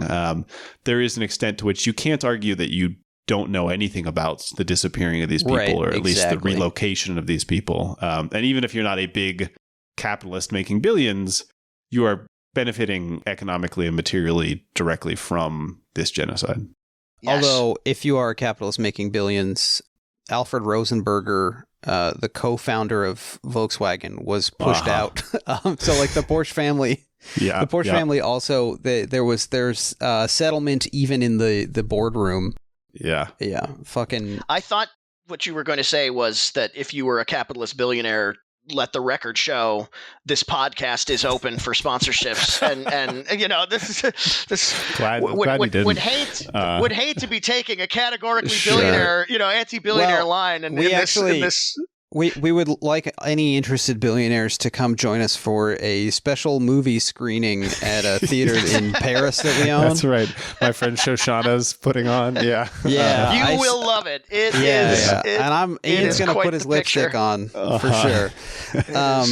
But I mean, yeah, I don't know. I'm thinking about the film. I'm thinking about the aesthetic moves relative to the subject matter and Inglourious Bastards. And like, speaking of Tel Aviv residents, I'm with every passing day, I'm less interested in Tarantino's bullshit. But like, I really like the movie Inglourious Bastards, and I think that it is maybe in its historicity, it's more responsible if you're going to do an exploitation film riff about the Holocaust, maybe very openly diverging from the historical record is in some way responsible. I don't know. I mean, what do you guys think that it is? Is the film glib is really my question. The glib German. Are we looking at the glib German here? Ian, you start us off. I mean, I think it is, we just talked about it a little bit in our previous episode about Bubble, a film I think we both liked a lot more than this. The other 2006 release from Steven Soderbergh. And another film with a guy named Jake. Two Jakes. That is true. That's Jakes. a third film. Yeah. The two Jakes, a phrase you just coined right now. That's which is awesome. That's really cool. made up for some reason. Yeah, that's great. I think a film that maybe also in talking about it, Soderbergh revealed that he was like possibly more interested in the style, but it just works really well and turned out to be very effective for telling this story. So like, I think sometimes that seems to be kind of a pattern with him that we've maybe identified, which is that like he is first and foremost concerned with how I'm going to tell this story. And he literally says that, right? Like each project I begin by saying like, what's the right way to do this? And then he sort of arrives at like, what am I trying to say now that I know the how? And I think this film does have some things to say. I think it leaves on the table a lot of the moral complexity that would be the most interesting. I also think that you mentioned, I think it was you, Jake, talking about the film noir style, like lack of terra firma, the sort of sense that like, does anybody here have the best interest of anybody else besides them at heart? I actually thought that was pretty well done. What's the actor's name? Leland Orser? Leland Orser. Yeah. I like Leland Orser. King character actor. Yeah. One of the best. I love him. Mr. Genie Triplehorn, I learned. It's true. That's right. I saw that too. Yeah. So like, I think he seemed like borrowed right from a Third Man era film of like, this is great. This is the sense that like, yes, he is not a monster. Like he wants to prosecute Nazis, but he's also compromising constantly. And I think they just captured the instability of an effective film noir, even like In a Lonely Place or something, the sense of like, well, who can we trust? Is even our protagonist somebody that we trust, right? Is George Clooney going to betray Lena Brandt at some point? But I think maybe just on a purely storytelling level, it didn't have the opposite side of noir, which is like wanting the people to succeed or like caring about the people. So that when the floor falls out from under them, you are sort of like frustrated with them and have this sense. I mean, I think this film was almost so clinical in its execution that it feels a little bit more like, okay, I should feel bad for George Clooney because like logically I understand. It's an intellectual exercise. It's an intellectual exercise. Do you guys find that he and Kate Blanchett have chemistry? No. Chemistry, they seem like they don't like each other at all. I like her. Yep, me too. Dark-haired Kate Blanchett can't hurt you. But this is a sidebar because I want to get back to the question of glibness, but I do think that their casting played a role in this movie's kind of reception. Yeah. Was that, like, I remember it being fairly heavily marketed. I mean, it was like a relative, I saw lots of when it came out, and this was peak Clooney. who was very, very frequently talked about as the last of the old Hollywood movie stars. Of course, Yep. So that was that was a 2000s cliche of talking about George Clooney. Was that he was the last sort of like Cary Grant style screen persona, type guy. Yeah. And Cate Blanchett had just won an Oscar for playing an old Hollywood Hepburn. movie star. Yeah. So it felt like there was almost something hubristic about that combination. Yeah. That there was just so much going for it in the old Hollywood way that people were like, right.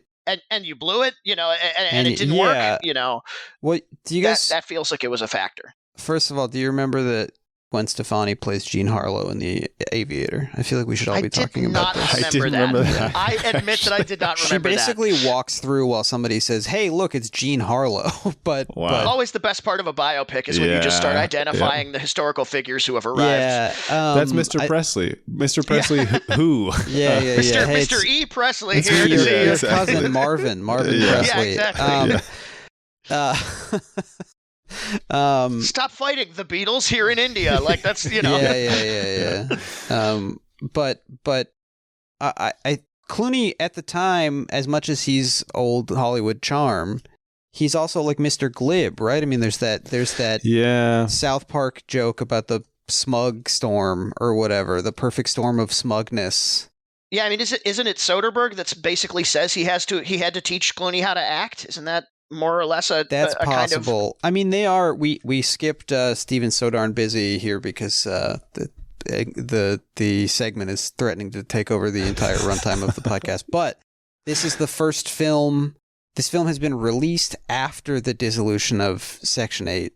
Clooney and Soderbergh part very amicably, so that Clooney can hitch his wagon to a much bigger talent. Of course, Grant Heslov, the comic relief character from The Scorpion King with DTRJ. But I think their production company is called like Smokehouse or something. So there's a lot of variety articles that are like Section 8 up in smoke. That does sound like what they would do, yeah. Yep. But this and Ocean 13 are the two sort of post-dissolution releases from Section 8. But Soderbergh came to this, he read this novel and thought this would be a good character for Clooney, which is really interesting to me because the novel, obviously the novel is from the perspective, it's like a third-person limited perspective of Jake Geismar, and so we get a lot more of his internal monologue. I think they also change his name. I think he's Geismar in the book and Geismar in the film, which who knows. But he's a lot more closed off here. I feel like he doesn't have a ton of characterization, to be perfectly honest. He's kind of coasting on Clooney-ness. He's a little, he reads to me a little bit, the Coens tend to make Clooney a little bit darker buffoonish. And nastier. Buffoonish, but also like I'm thinking of Burn After Reading, where he's like he's slimy. Yeah. More than Danny Ocean. We love Danny Ocean, but like in Burn After Reading, or even in Oh Brother Where Art Thou, like he's a huckster. He's a huckster, and here I think we get a little bit of like dark Clooney, or like a more cynical Clooney who never opens up. It's not like, of course, everyone's favorite. I mean, I think probably Clooney's greatest role, say it with me, Frank Walker from Tomorrowland, of course, who starts as a real movie. He's a movie that exists. Unquestionably a real movie. Yeah. Yeah, he of course, we remember that's he's got sort of a Casablanca arc there, where he's disillusioned. His heart has been broken by the future not coming to pass, and of course, I mean, do I have to say Casey Newton, the optimistic and tech-savvy teenager who sort of rouses him you from do his actually bitterness. Have to say that. Yeah, that's Well, I did. That movie's bad, dude. And like, just not even. Don't even worry about the objectivism of it all. It's just like. You don't even get there. You're not objecting on intellectual grounds. You're not like, everything but difficult the philosophy was sound. It's just a stinky. It's just a stinky doo-doo movie. But that's the Clooney that I see here. Is the kind of, I don't know. So often you can see through the charm or the smugness to the heart beneath, and I feel like we don't get that here. Maybe he doesn't like Cate Blanchett. I don't know.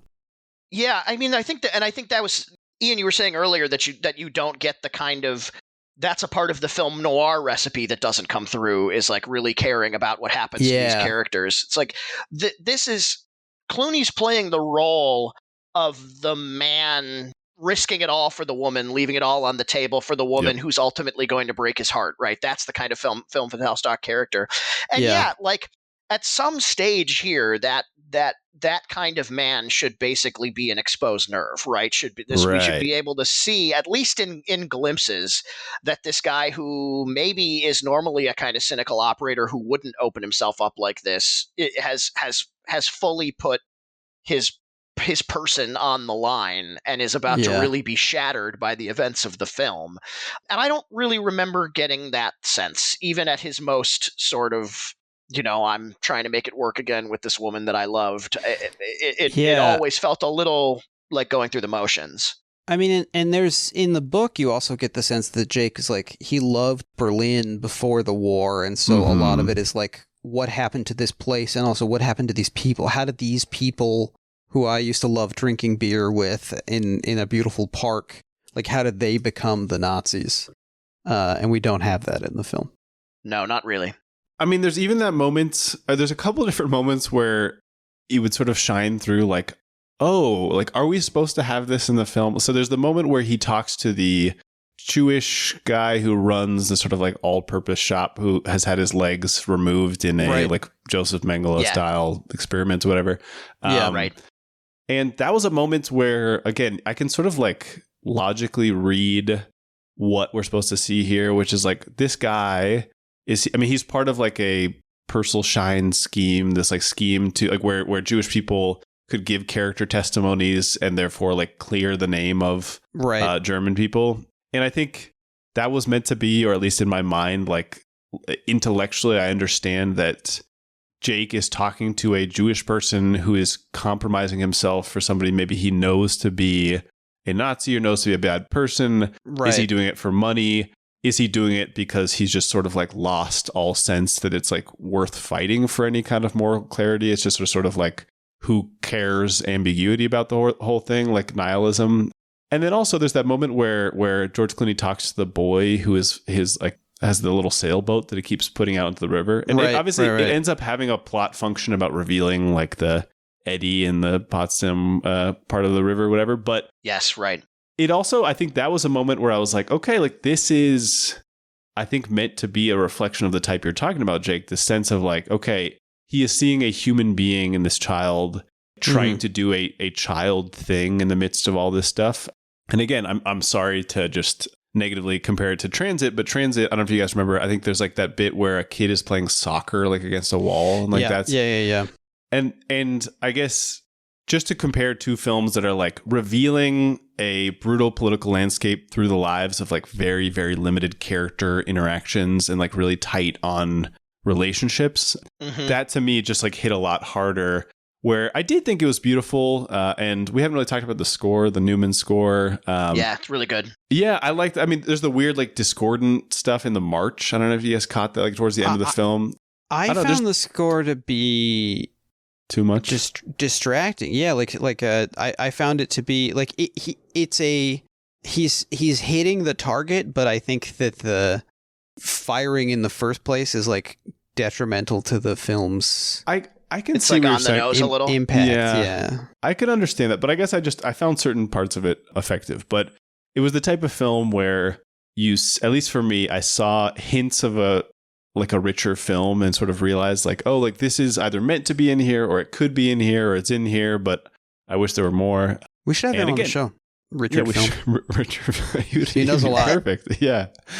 But I think at the end, again, like I didn't dislike this. I think we've offered a lot of critiques, but I finished the film saying like, okay, like I can see a lot of what it's doing. And that was sort of the best I can say about it. I don't know. I think it's a movie that invites a lot of comparisons, and we've made a number of them. Yeah. And a lot of the comparisons are not necessarily like flattering to it, but I think they're still suggestive of a relatively rich conversation. Yep. Another we should have one him just on the show too. rich conversation. Yeah. Richard P. conversation. Yeah, Ricky. one that just clicked for me, which I don't know why I did not think of earlier, but it just clicked for me while you were talking, Ian, because you mentioned the scheme of sort of providing testimonials, Jewish people providing testimonials to Germans. Another movie strongly reminiscent of this one. Have you guys seen von Trier's Europa? Yes. Yeah. Yep. Which is first of all another movie making deliberate use of filming techniques from period black and white films, using rear projected footage, we all didn't this talk about the rear projection. Yeah. Right. Yeah, and which also deals directly with that exact same question of basically Jewish people in Germany being either coerced or bribed to give exculpatory testimony to people who they know to have been Nazis or collaborators. And it's kind of interesting because, so it's like in so many ways the same kind of project that Soderbergh is doing here. It feels like von Trier, whatever you think about that movie, does not really want to have his cake and eat it too. Mm-hmm. It's such a kind of stylistically abrasive, in your face with the artifice and the kind of, it's almost distractingly artificial, the use of these techniques. Like they're unmissable. They're sort of, you never get that chance to be sort of naturalistically in the moment. And it's also like a sort of bizarre kind of funhouse mirror Europe where, the kind of post-war fantasia is sort of evoked. In many ways, that feels like maybe a more honest version of this project, or a more sort of, maybe honest isn't the right word, a more self-aware version of this project and what its limitations might look like. I don't know. What do you think about that? Yeah.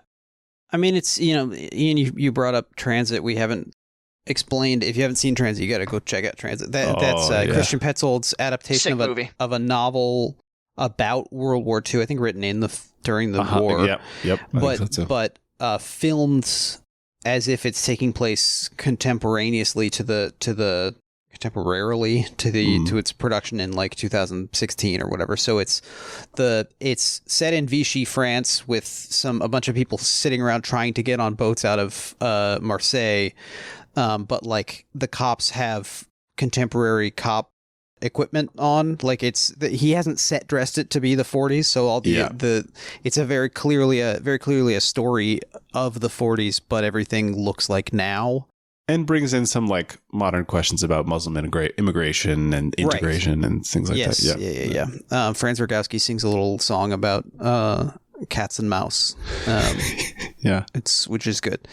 Really good actor. That's like another way to do it that I found so effective that it like ruined my mood for 3 days when I saw that movie.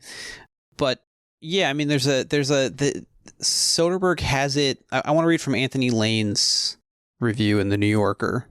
This is an excerpt. Infant mortality for the month in which The Good German starts ran at 66 deaths for every 100 live births. Wow. One doctor deduced that out of approximately 100,000 women raped in Berlin, some 10,000 died as a result, mostly from suicide.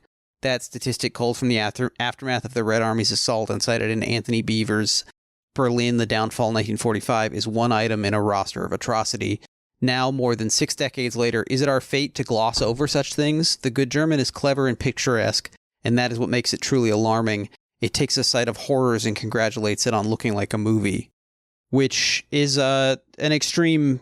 He's to the one extreme of the positions on this film, but I do think that there is something to what he's talking about there. I mean, like and that, I don't know, overuse of the Holocaust and World War II as an aesthetic milieu maybe drains it of some of its potency in a way that is not good for the world.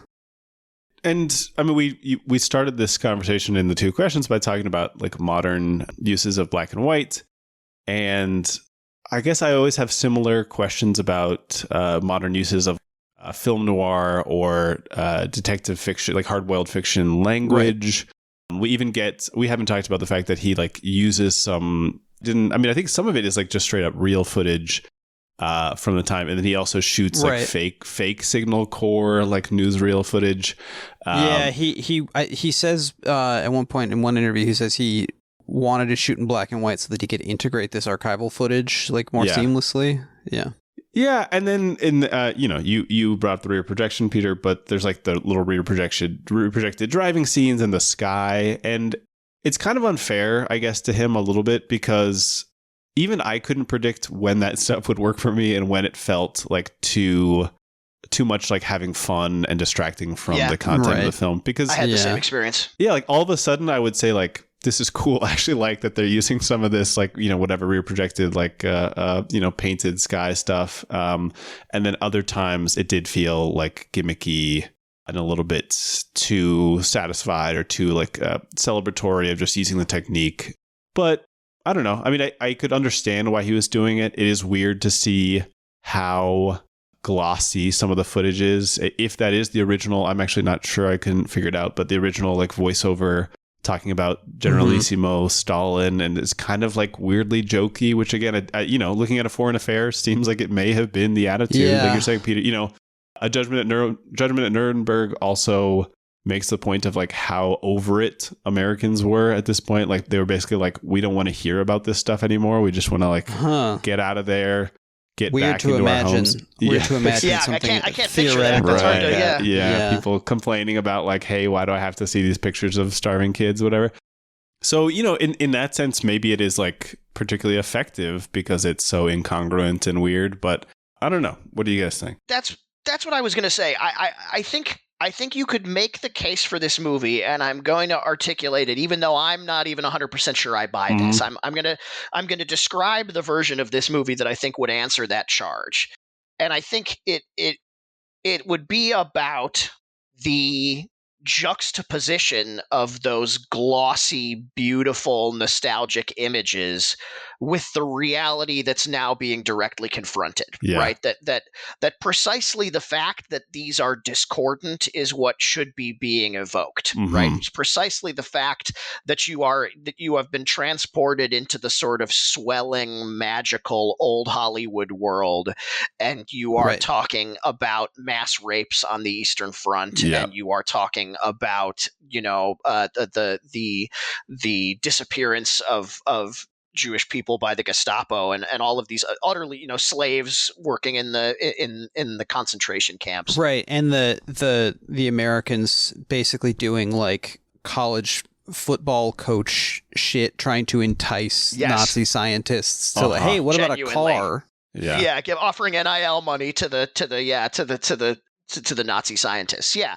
So I can see an argument that juxtaposition could be productive rather than reductive, that it could be sort of like, oh, wow, this is genuinely horrifying content that it feels, that my favorite movie, Casablanca, really only gestured at, that's sort of this sort of, you could imagine if you were having that reaction.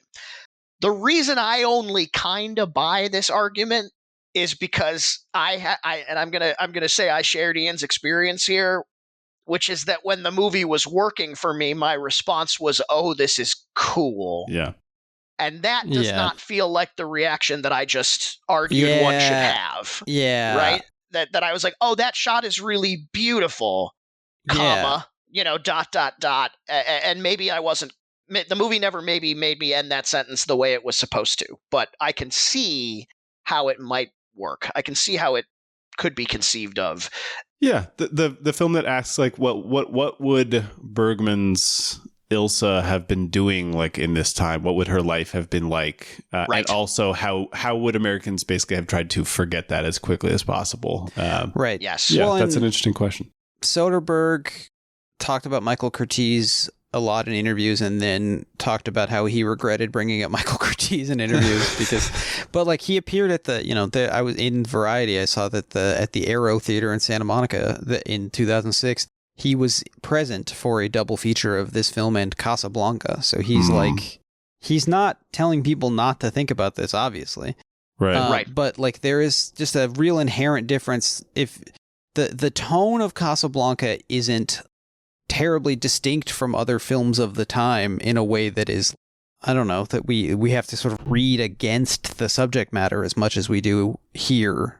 And even thinking about, the way you describe A Foreign Affair, Ian, or I'm thinking of like To Be or Not to Be, the Ernst Lubitsch film, like, I think anybody in the 40s who is German Jewish in America, I think I'm going to just recuse myself from saying how they should should set their film tonally. Yeah.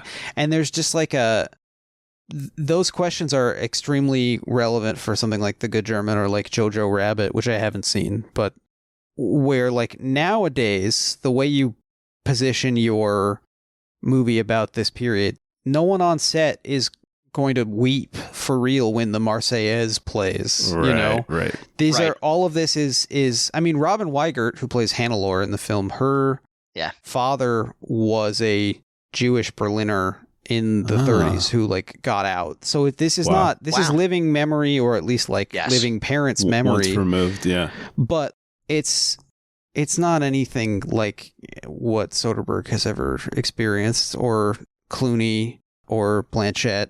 Like this is not, this is, I think, more theoretical, even though Clooney at the time, he's like raising, he's bringing attention to Darfur. He's buying satellites to like look at warlords. Right. But then that makes me wonder, like, is he making the connection? I don't know. I will say, I don't want to say that it's like totally devoid of interesting political content, because even small stuff like the sort of like Silence of the Lambs style fact that every time Lena is like on a bike in the street, she gets catcalled by mostly by American soldiers. That stuff was like that is like a tiny textual element that does tell a deeper story about what the relationship was between American soldiers and these like extremely traumatized, but also maybe simultaneously guilty Jewish inhabitants of a place like Berlin after the war. Again, it does invoke things, but I think we've done a good job of recognizing maybe what it doesn't achieve at the same time. But I'm going to say, can we safely say, can we complete Soderbergh's forbidden phrase? Actually, I watched The Good German and it was pretty good. I liked it. I mean, it was. I watched The Good German and I had an okay time. Yeah, exactly. I watched The Good German and I was thinking about the book and how I think it's better. So okay. All right. We're not in the hand holding club here. All right. That's okay. I do want to say, Steve, people don't like it when you do black and white. Kafka, his segment, I couldn't help but think about Kafka, from Eros is in black and white. Good Night and Good Luck people did like, although he just produced that. Yeah. But which that's got to be annoying. Right. Like, I see. Exactly. I see. Now you guys like it. Yeah. The one that's even kind of more winky and more self-aware. I think by characters. I think the first thing that Clooney sets up at his new production company with his other friend is Leatherheads. Also, the thing that period Soderbergh's been football fighting film. For, like tooth and nail. Soderbergh's been trying to make this since like 1992. Yeah. So, I mean, I don't know why, but yeah. So, let go of Leatherheads, stop shooting in black and white, and go bubble mode, my friend. Do the things that you did so beautifully, successfully. Go make some more bubbles. All right. I mean, I think that's a pretty good place to end it. Any final thoughts before we close things out? I think we covered it from my end.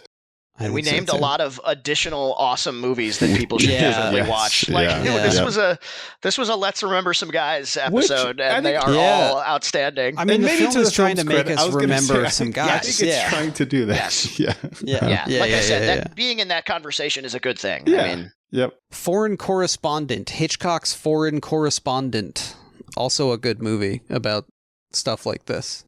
Is it Curtiz or is it Curtiz, Michael?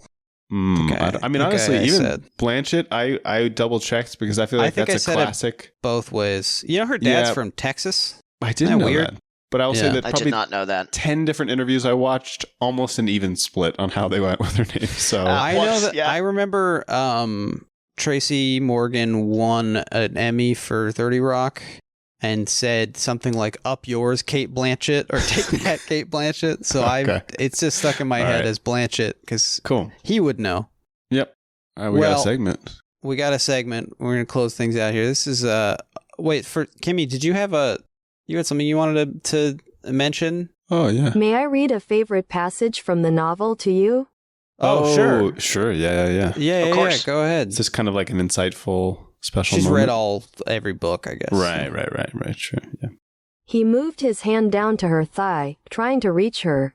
The soft inside, the most vulnerable place in the world, gently, light enough to coax her back. When he ran his finger along her bush, trying to open the lips, he could feel she was still dry, still closed away, for all the kissing and rubbing against him. Not Halfway ready. through. A little more. He put his finger in his mouth, wetting it, then placed it over her clitoris, just resting it, until he heard her intake of breath, a connection, and began moving it lightly in a circle, the merest graze, moistening it. Circling wider and moving smoothly now, getting slick with her own wet. Oh my God. Jesus. Now, That's Tremendous. a real passage from the book. It's on page 187 of the mass market paperback version with the movie poster on the cover. Okay. Yeah. So, Jake, you were saying you spent the film thinking about how much more you liked the book. This is what you were thinking about, perhaps. Yeah, I said I liked it more. He does the Jake character does talk to us, the reader, about how much he is giving her space after having been violently sexually assaulted and then murdering a man on top of her. Yeah. He talks a big game about giving her space, but then basically the next day, they a day. have That's space. sex. That's the space, right? These guys. Yeah. It's like Guy patting 24 himself hours. on I the think back. that's reasonable. Wow. Yeah. Yeah. Wow. Way to go, guy. And Yeah. all it takes is him as one part of this passage says circling the nub, which just made me think of a Lenovo laptop. Don't say the nub. Come on. He said the nub, dude. Joseph Kanon was No, I know. 76 years old when he wrote this. Yeah, so, exactly. Maybe Well, that's- he's trying to picture it. He hasn't seen it in 40 years. He's like the thing. It's small. It's kind of I don't know. Really, I a crest think of a hill. Yeah. The person to fault here is the editor, because he can let an old man You're write right. porno You're for right. himself or I whatever. agree. But No, I think that's a good point. Thank you. This is our closing segment, Popcornopolis. This is Popcornopolis, the segment where we ask our guest, do you like popcorn? Peter, do you like popcorn? It's okay. Okay. All right. Good German style review of popcorn. Cool. I get what it's fine. trying to do. Yeah. Yeah. Right. In its place, you know. Mhm. Yeah. Black and white popcorn. Interesting to think about. It's my birthday month, which is not a thing that I would say, except that when it's the month where your birthday is, you can get a free popcorn from the AMC app. So I had some popcorn during. What did I see? Was Conjuring 4? No, it wasn't Conjuring 4. It was the other thing that I saw that I didn't think was very good. I don't know. That'll be a mystery. I'll think about it and tell everybody on the next episode. Ian, any popcorn stuff for you? No popcorn stuff for me, but it's not my birthday month, so I'm not allowed to have popcorn. Good. Segment over. Peter, thank you so much for joining us. This is great. Thank you wonderful for having to me. have I had you. a blast. I'm so This glad. was really good. What? Do you have anything you'd like to plug? I personally would like to plug your Substack, but maybe you should do it. Great. I mean, I hate plugging my stuff, so I guess I'll do it. Yeah, no. My Substack is called Long Library. I do mostly long form film writing there, but other stuff when the fancy strikes me, so people can find me there. I think if you do Peter Raleigh Long Library, it should be the first thing that comes up, I sort of hope. But we'll link it in the description of the episode as well. Always Lovely. Really good stuff there. The kind of stuff that makes me feel guilty about bothering you. So I mean, No, to some never. extent, I would say this. It makes me realize, as I've said before, is film writing just better than film podcasting? Maybe that's what. But we can't say that on the podcast. Oh.